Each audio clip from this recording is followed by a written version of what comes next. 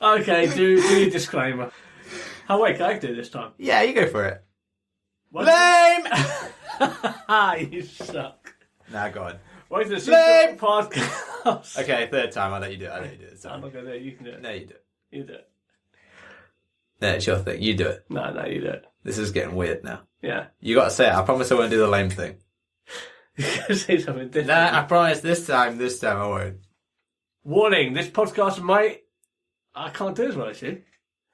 Warning: this podcast might contain context and language that you might find offensive. If you're offended, fuck off. You Or mean content or context? both. See, it's trickier, isn't it, when you put on the spot? It is, but that's why we need a script. Like, just I'm not takes up. scripting this bullshit. It's already wank as it is. It doesn't need to be wanky. See, I can't even get that right. It can't be wanky scripted wank. It just needs to be wanky regular wank. Yeah. Just say roll credits. Roll credits. Yes.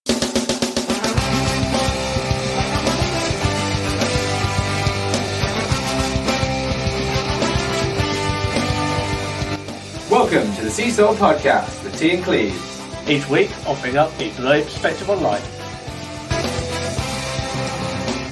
Welcome to... Fuck's sake!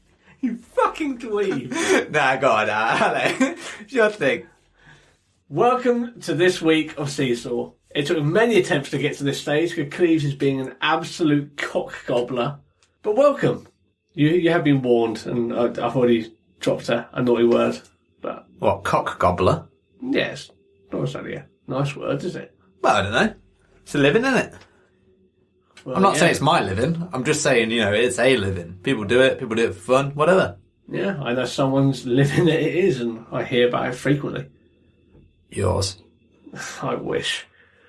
It probably pays quite well, to be honest. I'm sure she does okay. Well, that makes it sound like you're talking about your wife now. It's not my wife, it's my neighbour. Just to make that abundantly clear. Your neighbour cock gobbles you. That's abundantly clear. No. What is it you're trying to make abundantly clear? Windows. That'd be my window cleaning firm. Abundantly clear. It's quite good. It's quite a good name, to be honest. Yeah. I'm not going to take that away from you. It's quite good. Also, it starts with an A, which means I'm at the top of the listings. Well, underneath A1 window cleaning. Yeah. Because there's always a fucking A1 something. Or AAA windows. Yeah. That's how the AA got to the top of the phone book. That's the thing as well, though. You don't even need to... Why even as if A's got your top of the phone book. That's not the case anymore. Well, no one has phone books. So, what are we talking about this week, Cleves? This week's topic of the week is a very, very special topic. Especially about dogs. About specific dogs? Well, not your neighbour. Like guide dogs. I think that's quite rude. You don't even know her. I've seen her. I've spoke to her. Have you? Yeah, briefly. Huh. It was about a 30-second encounter and I'm not happy about it. When was that? Ages back. We were all in the garden, so it must have been a long time back. Yeah. And yeah, I think she was out doing her hot tub life, as she does. And she was like, "Oh, how you doing? You're right." That wasn't her accent. It was more It like pretty much is her accent, to be honest. She's from Nottingham. Yeah, there's different kinds of Nottingham accent, though, and it was the Scummy Clifton one. Oh. All right, guide dogs. This is what we're talking about. The dogs that guide. Everything you need to know about getting one. Can you get one? Do you want one? Are they good? Do you need one? Yeah. So Do they need you? I think we'll do two parts of this. Like you said, we'll do like the getting one and all that side of things, and we'll do like life with a dog, because there's a lot more to it than just getting a dog. Like, death is only the beginning. Life with a dog will speak to next door's husband. No? He doesn't have a husband, and we can't keep ragging on prostitutes, man. Oh, you said prostitute. At no point before this time had we ever said that she was a prostitute. I believe escort is the proper term. But, But again, it's a living. call a book and call a house and a prostitute a prostitute. And a guide dog a guide dog. Yes. All right, so we're back on topic, kind of. It was a stretch. Just like next door's with you. Oh, you need to get off this. Look, you set them up. You know, someone's got to knock them down. We can't have shitty puns and just like... I've got great fundamentals. Leave me alone. This ain't whose line is it anyway? I assume at this point it's yours. It is. All right, let's get back on topic. Who'd have thought it'd be me saying that? If you want a guide dog, you let's say you think you're eligible. You know, you start to go a bit blink, and you think, guide dog's the way for me. How do you know if you're actually eligible? I'm going to answer these questions as someone who is a guide dog, well, up till recently a guide dog user. I got my first guide dog in 2012, so it's been a little bit of time, 9 years. I'll preface this by saying things might have changed. So, eligibility, you have to have an assessment to begin with. Haven't you got another one coming up? I have another one next week. Oh, we should have done it after that. Too late, carry on. It's fine, the assessment's just a mobility assessment. So you have an interview where they ask you many questions, just loads. How many, roughly? 7? 50. Oh, 50. That's more than 7. A fair amount of questions. Okay. And those questions can range from just like the basic information to things like, how independent are you? How have you had any mental health issues? Do they get you to rate them on like a sliding scale? Like 1, very mental, 10, pretty alright. No, not really. Okay. They just ask more sort of like specifics. If you've had any of these issues. Okay. And then after that, you have a in-person mobility assessment. What goes down there? In that situation, they need you to show them that you can do 2 different routes. So you need to be able to walk to a location. What? But on you one without a dog? Without a dog. Right. With a long cane. So you need to be able to demonstrate that you can do this. Each has to be around 20 minutes minimum. It can't be just like next door. This just sounds like they need to get some exercise. Yeah. Also, it's definitely not like next door because they get a different kind of exercise. Yes. Yes. Carry on. Go on. So this is going to tie back. I'll go into more detail when we talk about the actual like training and application and that sort of thing. But eligibility is based on these 2 aspects. Guide dogs, they are really specific about who they give a dog to. Just going back a step, why do they make you do that 2 lots of 20-minute walk? What's the point? If you're going to get a dog, surely the dog is there to help you do that walk. If you can already do it already, what's the point? So the thing with that is you need to have a certain degree of independence. There's a misconception out there that you have the blind person sitting in the house on their own and then guide dogs step in and then they get a new lease on life and then like the camera lens changes from that grainy sepia or like grayscale to like bright and vibrant. Like that's a misconception. You need to be independent to get a dog. You can't be just sitting on your one in your front room just doing nothing. Because guide dogs won't entertain your application. Because they're putting a lot of effort into these dogs. And they don't want it to be the case that you're just sitting at home anyway and then the dog just gets fat and unhealthy and doesn't get walks. You need to be an outgoing, independent person. The point of the dog is they make what you're doing currently easier. It kind of makes sense, to be fair. Like, if you're not doing anything, then what's the point of having a dog? Because the dog's just going to be there to help you do nothing all the time. True, but some people who are doing that would say, I would do something if I had a dog. Probably lies, though, isn't it?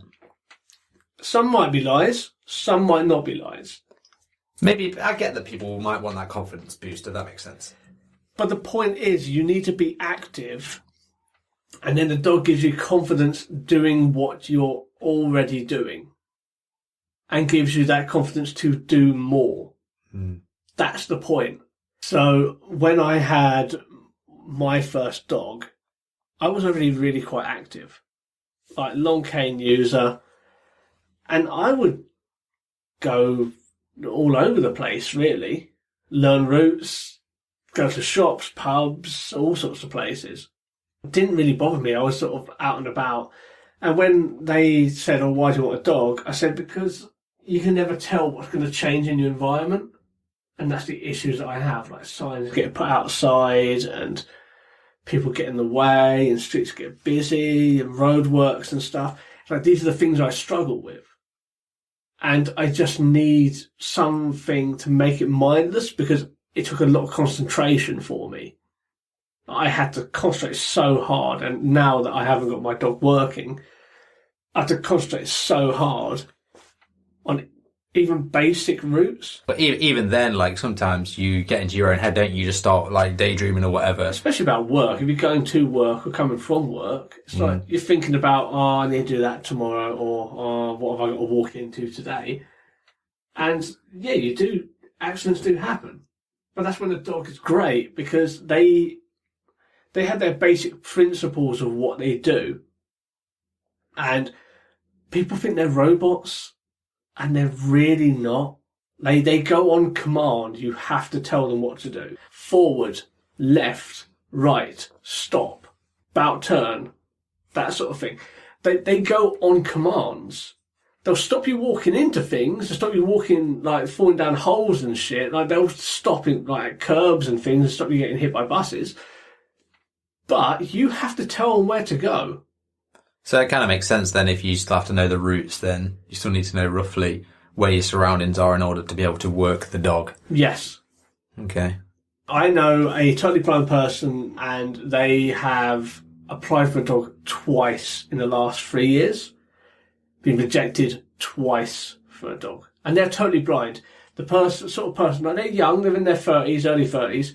The sort of person you would think is ideal for selection. But they have been rejected twice.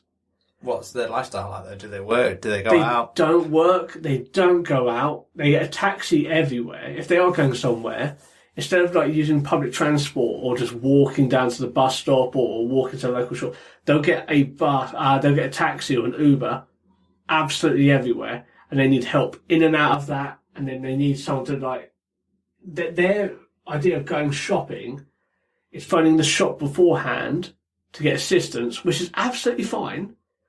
But then they'll walk out to an Uber, get in the Uber, get the Uber driver to take them to the door, get that person to take them around the shops, then get the another Uber driver to meet them at the door where they're shopping, take them back, and then help them with their stuff inside the house. For someone like that, though, the dog's pointless, isn't it?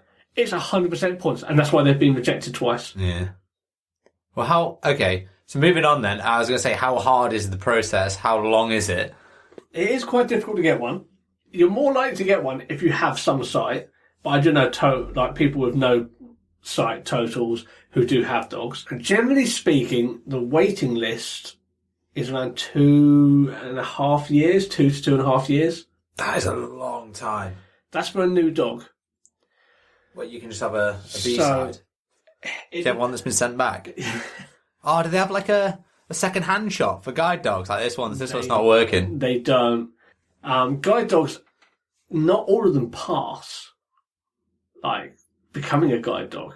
But I just mean, how hard is it for someone to get one? It is quite difficult, to be honest, because you've got to get through, like, these preliminary stages. And even then, they're not easy. And even though I am a previous guide dog user, I have my mobility assessment next week, and I don't know if they're going to turn around and say, you need another dog. My sight has gotten worse, but I don't know. They could turn around and say, we don't think another dog's right for you at the time. Mm. They might say that, and I have to respect that because they're a charity. Yeah. I can reapply, but they don't have to give me another dog. So it is quite difficult, because you could think you're the perfect candidate for a dog, and guide dogs for the blind might turn around and say, well, we disagree. Mm. In terms of that length of time as well, you were saying that potentially not all dogs pass. I assume they've got grades to pass. And firstly, I guess, if they've all got a whole, like, pool of guide dogs, if you like, and then they all have to take tests, and then not some of them pass, then there's only going to be a smaller pool after they've taken those tests of the ones that pass. There's like a finite amount of dogs, isn't there, for people that are... not increasingly blind, but there's a growing number of people that want dogs. Yeah, that's the thing. Again, a common misconception is that guide dogs will take any Labrador or Golden Retriever. They don't. Anyone who says, I breed for guide dogs, blah, blah, blah, take it with a pinch of salt, a lot of the time it's going to be a lie. Guide dogs will breed their own dog. They've got the National Breeding Centre in Leamington Spa, and I know they probably have a few like specific breeders across the nation. But the amount of times you hear that phrase, oh, I breed for guide dogs, it's like some people are bullshitting. Otherwise there'd be millions of the things everywhere. So they're very picky about their dogs. And that's why they have the National Breeding Centre. So they'll have a bitch that they will use, like have a few times that they like the way they are, they like their chemistry, their biology. Like next door. God damn. But they'll get a few litters out of her and go on. And then, of course, some puppies are sick, they have too many medical issues, so they'll be cut immediately. And then they'll go on to basic training, they go on to puppy walkers, and sometimes they're cut. Sometimes they're cut because the dogs just won't have the attention span. They might have something about them which makes them like really not good, won't make them appropriate. Sometimes puppy walkers make them bad dogs and give them bad habits. It's sad to say, but sometimes people get brought into the whole, oh, isn't an adorable puppy? Oh, how important can it be to stick to this very strict training regime? And then they come through and they're not as good as they should be. So they're cut as well. And then they do have their final exams where they need to prove that they can be attentive under pressure. So pressure could be like walking down Oxford Street at like 5 o'clock in the evening on a Monday. That's difficult for anyone to walk down. But how does the dog deal with that? And these are the sort of tests that will be given. And if they're not up to standards, they'll be cut. So out of a litter of say 10 pups, you might get 2, maybe. And you've only got so many litters coming through at once. So if we're getting like 20% of all the dogs sort of qualifying, even if they have 1,000 dogs a year, it's 200. It's not a lot. It's really not a lot. And that's me being generous with the amount of pups that they're getting every year. And then when you consider the fact that people with dogs, like current users, they have dogs that retire, dogs that are early retired, or dogs that unfortunately die in service, they go on the list, and of course they take priority. So if you're new to wanting to get a dog, that's why it takes 2.5 years, if you're lucky. Because Makes sense. There's only so many dogs they have that are of the standard that they want. Yeah. And because I'm a previous user, I will jump above the list of new users. That's how it works. So I will get, like, if you've recently applied for a guide dog, I'll get one before you. I'm sorry, but that's because I've built my life around having a dog. And once you've got a dog, we'll go into this in the second episode, but it does change your whole aspect of life and how you do things. And it's tough. It's way tougher than it was before I had a dog now. Because I've had that and it's been taken away. Like, if you want a guide dog, good luck. Like, it's not impossible, but just know that they take this very seriously. And just because you want one doesn't mean you're going to get one. Trust their processes. They know who deserves one, and you'll get one if they think you need one. All right. How do you find the right guide dog for you? So this is another tricky one. You have pairings. Once you've done all your paperwork, let's say you've been successful, you then get paired with a guide dog, a mobility specialist. Can't remember what they're called. They keep changing the name of them. Then what will happen is you will be brought dogs, much like a brothel, periodically brought dogs, and then you'll do a mobility walk with them, where you'll go out, you'll see how it goes, and then the person from Guide Dogs will see what the chemistry is like. How do they judge that? So responsiveness, how you walk with the dog, if they listen to you, because they'll give you the basic commands. Right, okay. And they'll say behind you, oh, we're going to turn right up here. And then you've got to say, oh, Mortimer, right turn, that sort of thing. If they don't listen, then that's a red flag. Because they're not into you. And sometimes it's more about the dog's not liking the owner than the other way around a lot of the time. Sometimes the dog's just like, not interested. Just, I don't want to listen to you. I don't know you. I don't like you. And they just don't work. I was lucky because the first dog that I was sort of paired with and did that walk with became my dog. Even though there were mishaps on the walk, he was a bit of a nightmare. He wanted to do things that were very naughty. He tried to eat bananas that were left on the road, all sorts of things. Sounds like next door. I'll be glad when we move. But then we got back to the house, and then while the person guide dogs was apologising about their behaviour, I was just like, no, I thought it was, he's got personality, he's fun, he's interesting, he's got his own personality. Right, you say that. What I feel is the guide dog specialist went, we really need to offload this dog. We've tried like 4 different people, and this guy's been like, he seems like the guy that was willing to take anything at this point. You know what cinched it? Go on. What cinched it was we were having a chat, and my dog's name's Weston.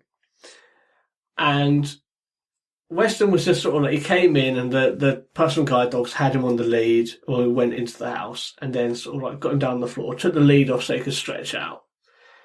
And what cinched it for me was Weston walked across the room while we're having this chat. He walked across the room and then he sat in between my legs so that he could have a bit of a cuddle. And that's at that moment there, I was just like, we've got something here.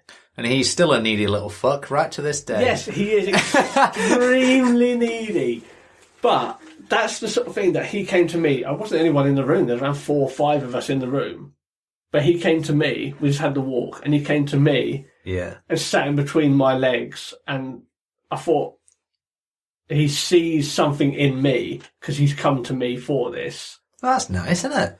And that's when I was like, I said to the person with guide dogs, like, I think this could work.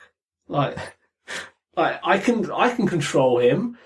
And they were up front, they said, he's not the best guide dog we could do. Like, he passed, but just barely. You're going to have to be on his case all the time. He can be a nightmare sometimes. He's not a robot dog like some of them are. Like, you're going to have to, like, it will be an ongoing battle with him. Sounds like me and you. Yeah, pretty much. And I said to him, that's fine. I'm extremely patient and, we'll get on okay. Like, I'm fine with that. I've got no issues. And from that point, we were paired, which... like a couple of Bluetooth devices. Yeah, pretty much. So what happens then? Wait. So, right, hang on. Just to be clear on the process, they came round to, like, your house, you have a little walk around or whatever, and then you're paired. Then what happens? I mean, if the pairing doesn't go right, then they just take the dog away and they come back with another one. I get what you're saying. It doesn't recognise your device. Yeah. Sometimes you don't have 5.0. And if you're not paired, they'll just walk away and then they'll take that dog to someone else. The idea is they want to get the chemistry going. So if you're successfully paired, then they'll brutally whip the dog away from you and you won't see it again for a while. Then you're sent a letter basically saying, we now need to go into intensive training. A guide dog will get 12, until the age of 12 months, they will be with a puppy walker and they'll get a basic training, like any soldier. Then for the next 6 months, they'll get specialist training. So this pairing walk you have is at 18 months. And that's where they're with the instructor from guide dogs, not a volunteer, where they're getting specialist training. Like, this is what we expect you to do. Don't walk them into lampposts. don't drop them down holes, cars are bad, that sort of thing. You have your pairing visit, and then if you're successfully paired, you'll be sent a date. And that date is a 2-week training program in a neutral location. Now, I don't know what they're going to be doing going forwards because of COVID and stuff like that. They've been on, guide dogs been hibernating. I'm not going to lie, they've been hibernating. Zoom training. You can't really do that though, can you? Doesn't really work. You get guide dogs that'd be really great in cinemas. They tell you not to take guide dogs to cinemas. Like, I don't think Wes has ever been to a cinema. Oh. Like, they give you a list of the things you cannot do, and you have to stick to that. Okay, fair. I mean, you're technically not supposed to have more than a few beers when you've got a guide dog. That's all because of one idiot, but we won't get into that. So where was your training done? Mine was done in, I can't remember exactly where it was, but it was North Dorset. Ugh. It was in a very small town. Ugh. And I was taken there, and Not against your will. not against my will, but then you get Liam Neeson there. didn't come after you. No, he didn't. But I was taken to this hotel, and it's in the middle of nowhere. And God does pay for all of Yeah, this. it's called Dorset, mate. Yeah. But God does pay for everything. They pay for like your rooms and stuff like that. And they have specific hotels they go to. Wait. Just back up 1 second. Guide dog pays for your rooms. But what I'm hearing is Guide Dogs is funded by people like me who pay money for dogs. So Yep. you're basically saying that I'm paying for your fancy accommodation. Yes. It better have been Travelodge at best. It was Travelodge. Okay, I'll let you off. Go Yeah. on. It wasn't fancy at all. If it was going to be like some sort of 5-star glitzy No. spa and cucumbers on the eyes, No, free no, massages, like No swimming pool, no spa gym, in your room. nothing. Yeah, good. Fine. It was. That's what you deserve. It's Carry on. literally you get a room, a place to take your dog to the toilet, and somewhere to eat in the evening, and that's it. All right, fine. As long as I'm not getting screwed at your expense, that's the main thing. No. It's basically like a prison camp. Wow. Travelodge is a little bit better than that. Give Lenny Henry some credit. I love Lenny. Lenny. This might have been Holiday Inn, actually. By the by, carry on.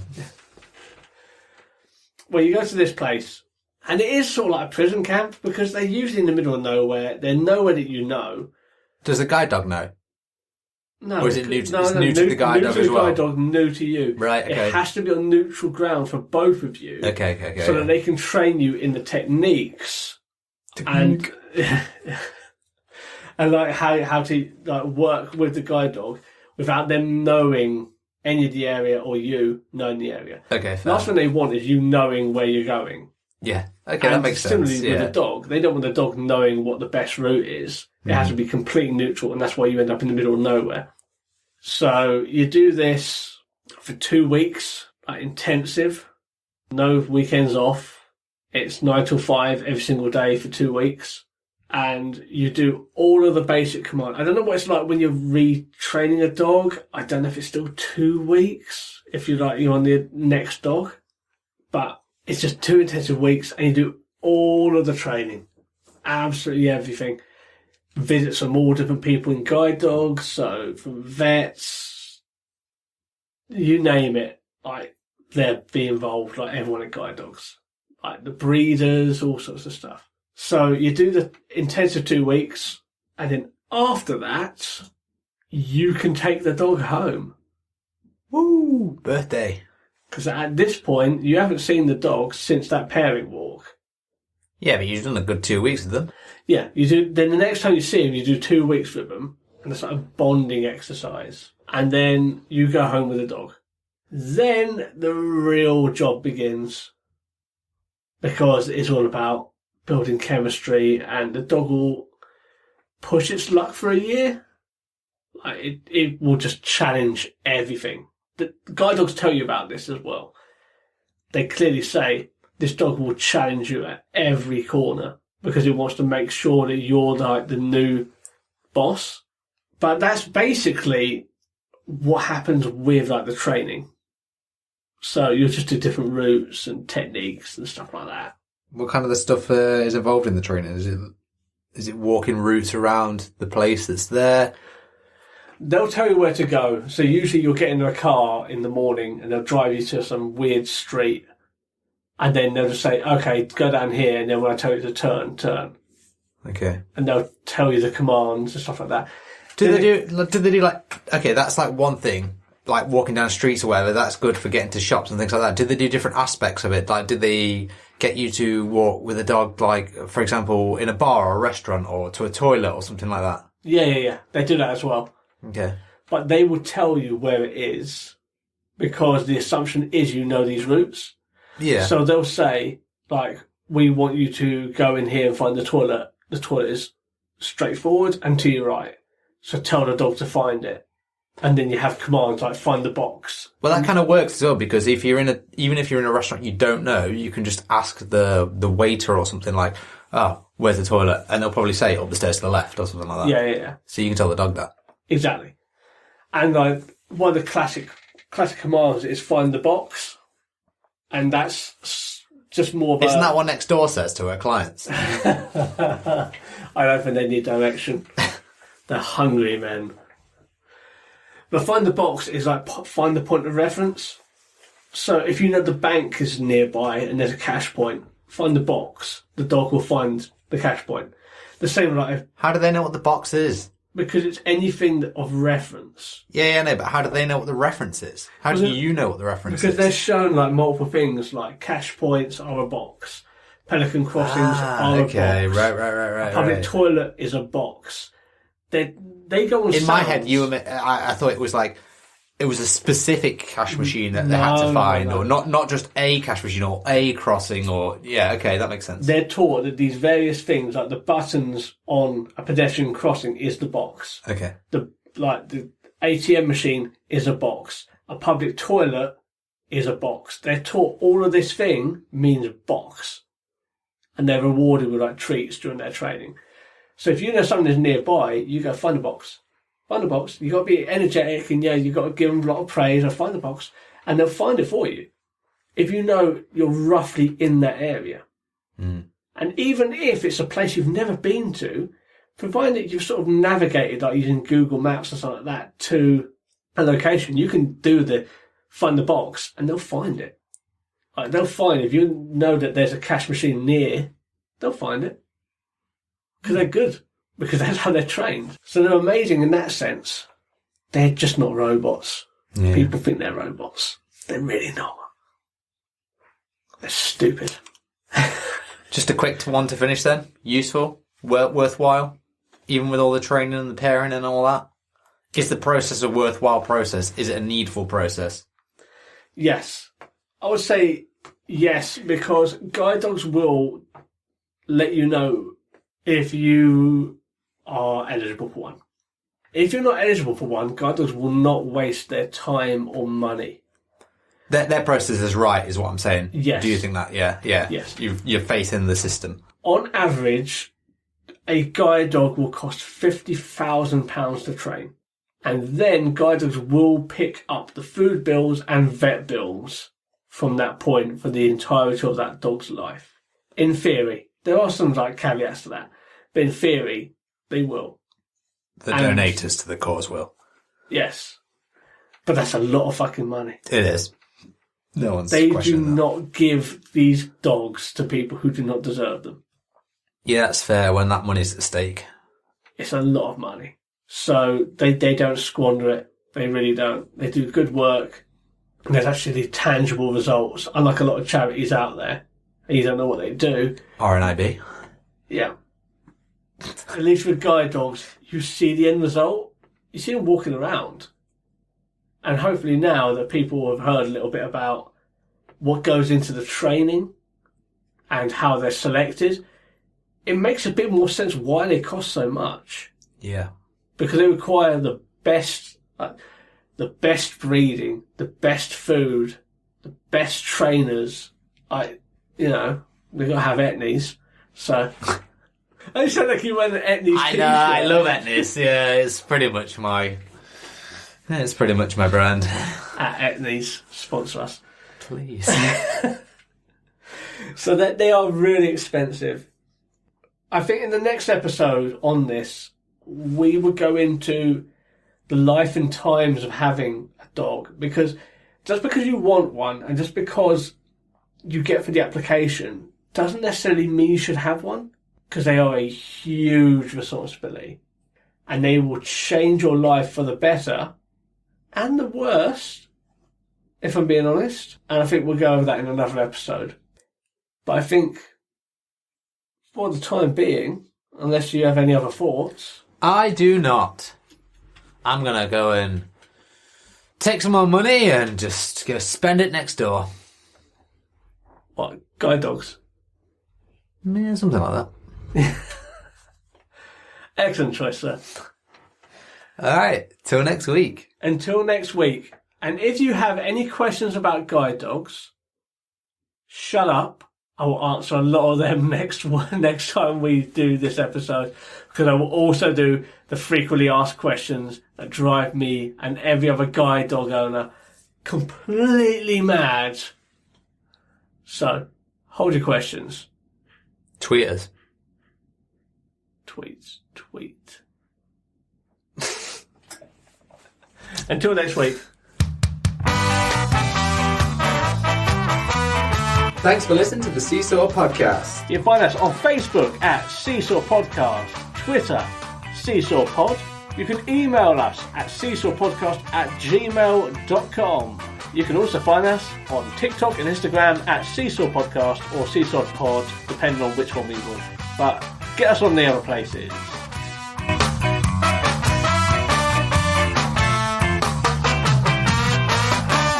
This podcast was recorded in front of a blind audience.